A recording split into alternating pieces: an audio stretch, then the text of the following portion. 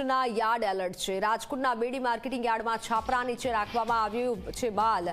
સાંજ સુધી હરાજી થઈ જાય તેવો માહોલ। ખુલ્લામાં માલ રાખવામાં આવ્યો છે। મગફળી કપાસનો પાક છાપરામાં ઉતારવામાં આવ્યો છે। ખુલ્લામાં પડેલા પાકની સાંજ સુધીમાં હરાજી થઈ જશે। જો કે પાકને નુકસાન ન થાય તેવી વ્યવસ્થા પણ કરવામાં આવી છે। ખેડૂતોને મેસેજ દ્વારા જાણ કરવામાં આવે છે। રોજે રોજ જણસી મંગાવી અને સવારના ટાઈમે આ જણસીની આવક કરાવી અને બપોર થાય કે એમની હરાજી પતી જાય અને નિકાલ થાય એવી વ્યવસ્થા ગોઠવેલ છે। મગફળી સંપૂર્ણ શેડમાં ઉતારવામાં આવી છે। કપાસને પણ શેડમાં ઉતારવામાં આવ્યો છે। એટલે કપાસ જે બહાર છે એ વેપારીઓનો માલ આજે ભરવાનો હોય એવો માલ છે।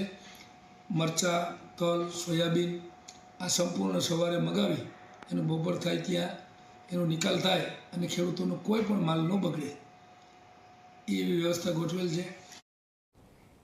જામનગરના